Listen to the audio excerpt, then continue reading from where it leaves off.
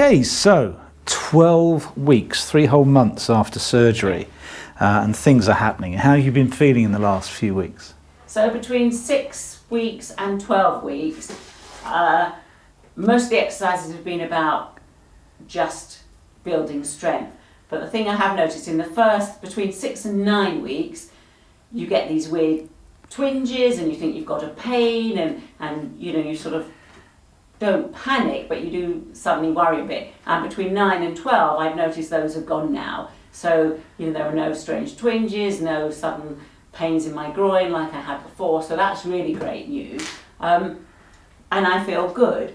The only thing I'll say is, I thought at 12 weeks, that was it. I'd be fine and I could just get on and sort of be back where I was. But having had physiotherapy this week, actually that's not quite the case.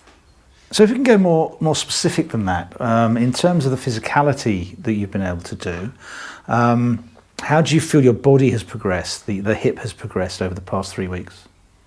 Well, I've been walking a lot more and my walking generally is pretty good, but I have noticed, and this is has been a bit more distressing for me, is that actually I do limp sometimes.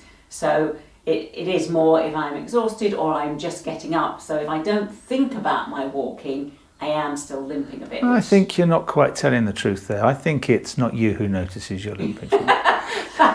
Okay, my husband is driving me mad telling me I'm limping. This is true. Because actually, he's right, I don't realise that I'm limping. So if you've got someone to wander around behind you and tell you you're limping, that might be really useful. Yeah, it's not so much that sort of you want to wander behind someone and tell them, but the fact is you just don't realise you're limping. Yeah. And therefore, you're limping is a little bit of a reminder that hang on a second. Well, yeah, but that's sort of par for the course there. It's in the job description. Yeah, I guess after 35 years I should just be used to it. Exactly. So that's really it. The fact is that you do limp, you don't realise you're limping. And that, to me, as a coach, that's re-emphasising bad mechanics. And I just don't want you to do that. Obviously, I want you to just practice good mechanics. Okay, so you saw the physio this week, and that progressed even more. Take us through that. Okay, so the physio said my range of movement was really good and he was really pleased with it. A couple of things did come out of it that I hadn't known before or hadn't really anticipated. So I said to him, I'm putting my shoes on like this. I find it quite awkward with this leg. As you can see, it's a bit difficult. And he said, that's to be expected. It probably will be like that for 12 months. So I can do it, but it's not comfortable to do. I spoke to him about the walk and he said not to worry about it. He checked me. He said when he was watching me walking, I was fine. So he does still think it's just when I get a bit tired and I'm not concentrating. He did also say that the range of motion afterwards will not necessarily be the same as it was before because the hip is much tighter, and if it was as mobile as it was before, there would be a greater risk of it dislocating. So again, that wasn't something I had thought of. Because of where my surgery was, that's particularly the side movement and that lifting of the leg that I showed you before. It shouldn't impact me in any way, but they are just differences that I hadn't really thought about. Okay, so in terms of the exercises that you're now able to do, where's the difference and how do you see the progression now? Okay, so again, the exercises are still about building strength, but we've added some new ones. The height of the step that I've been using, he put up. I haven't got one here. I've ordered some things to make mine higher, but you're stepping up much higher, so you're putting more emphasis on your leg. And I thought he'd say, yes, you can run now. Well, he did, but he told me I could only run for 2 minutes and then only 3 times a week. So I'm not quite, I thought it would just be, get on with it, you could run, but no, it's a very controlled build-up. He said it would take me, 3 to 6 months before I can do a 3 or a 5K, and it's slow. So the maximum I can run is at 8K. So it's a much more controlled effort than I thought it would be at 12 weeks. Now we're going to demonstrate the running later, but now we're going to go into the actual specific new exercises that he's suggested you do. So for this, we're going to need a step up or what? Yes, we're going to need a step up. As I say, the one I've got is still a bit low, so it should be raised for these ones. I'm going to use the total gym because I haven't got a higher step and I can't do some of them on that, and also on the mat. Okay, so we'll just demonstrate those and then we'll demonstrate running. Okay.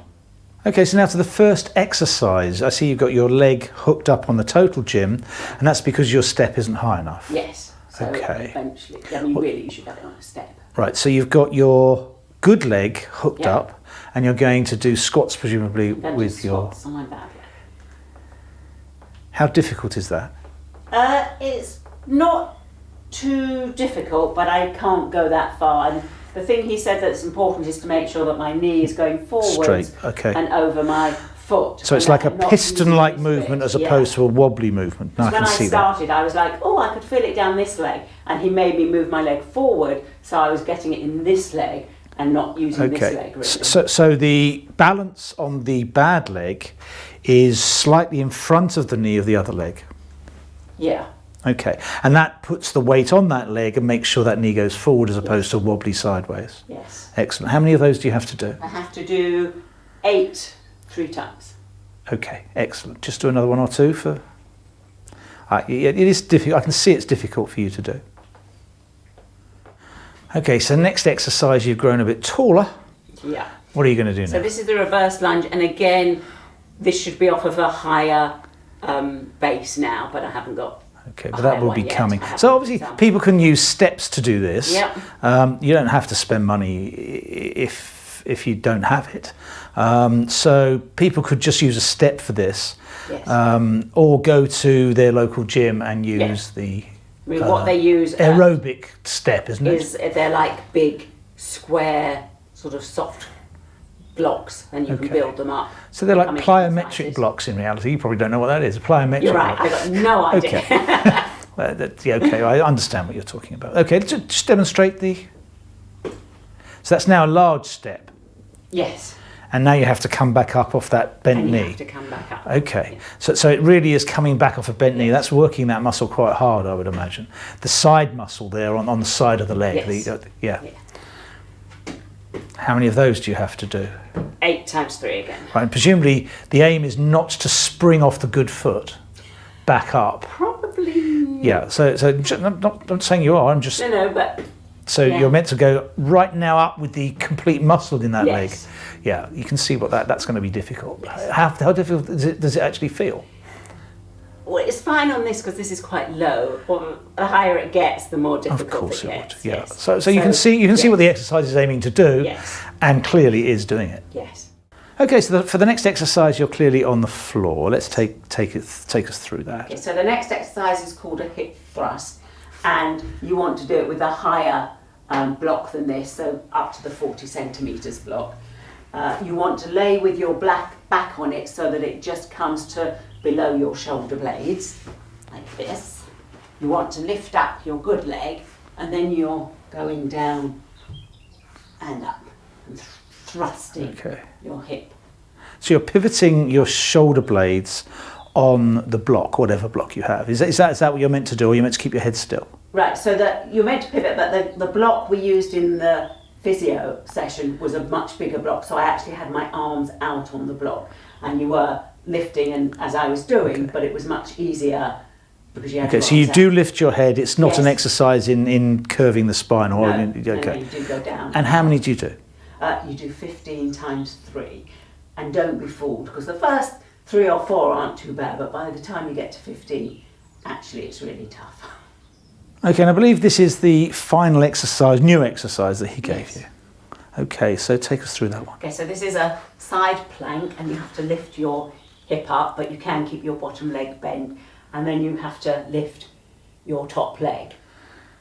The top leg being the bad leg or the good leg, or you do it both sides? You have to do it both sides. Interestingly enough, it is just as difficult to do it on the other side because you've got to lift your hip. Absolutely. So you are actually carrying weight on those muscles that are weak. Yeah, so this side is about moving, getting that side mobility, which is still not as good, and the other side is about holding the weight, strengthening it and holding the weight. Okay. Yes. You can see that. How many repeats of this do you do? 12 times 3. Okay. So this is the first run Shelley has done since the operation, outside. And she's meant to be keeping 8 kilometres an hour, and you'll see her look at her watch and she realises she's doing closer to 12 kilometres an hour. And that's making it quite a difficult run. And from this point you can see she's actually starting to limp onto the left-hand side, if you can see that. So I asked her to do the run again, but at her 8 kilometre pace that she did, or she's meant to be doing.